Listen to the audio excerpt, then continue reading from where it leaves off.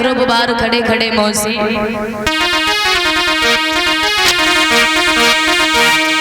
कि मात दरवाजो खोलो और आई गयो तेरो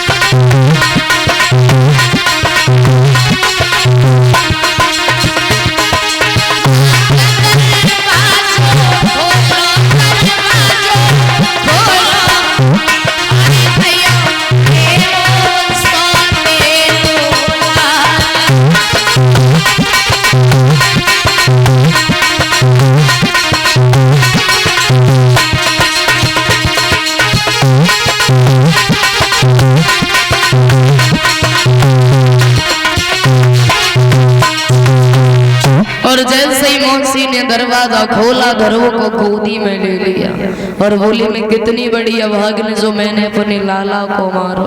ध्रुव बोले कोई बात नहीं मैया, अगर तुम न मारती तो शायद हमें भगवान के दर्शन नहीं होते।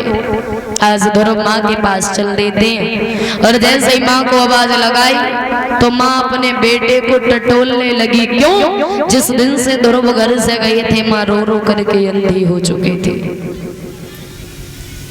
आज ध्रुव ने जाकर के मैया को जब आवाज लगाई तो माँ ने बेटे को अपने पास में बुलाया और ध्रुव ने जैसे ही देखा कहने लगी मैया लाला मैं तुझे देख नहीं सकती हूँ। ध्रुव ने भगवान का नाम लिया, माँ की आंखों पर अपना हाथ फेरा और माँ के नेत्रों को ठीक कर दिया, भगवान का नाम जपा। माँ पूछने लगी लाला सच बताना तुझे भगवान के दर्शन हुए? ध्रुव बोले हाँ मैया हमें भगवान के दर्शन हुए। माँ बोली ऐसे भरोसा नहीं होता है, हमें भी दर्शन करा तब यकीन होगा कि तुझे भगवान के दर्शन हुए। तो ध्रुव ने आज उसी मंत्र का जाप किया, भगवान प्रकट हो गए, कहने लगे धन्य है सुनीति तुम्हारी जैसी स्त्री को, धन्य है जो तुमने इतने बहादुर बेटा को जन्म दिया। और जैसे ही कहा भगवान कहने लगे अगर माँ हो तो तुम्हारे जैसी हो, जो 5 वर्ष की उम्र में तुमने अपने बेटे को ये शिक्षा दी तो आज तुम्हारे बेटा ने हमारे दर्शन किए, और वरना 5 वर्ष के बच्चे को कोई ज्ञान होता है क्या? और फिर तुमने देखा होगा जिनके माँ पिता सभ्यतादार होते हैं, जिनके माँ पिता अच्छे होते हैं, वो 5 वर्ष के बच्चों को भी इतना ज्ञान होता है जो बड़े बड़े लोगों को नहीं होगा। इस दुनिया में बहुत से लोग, और सच बताएं तो आजकल की कुछ रीति रिवाज ही अलग हो गई।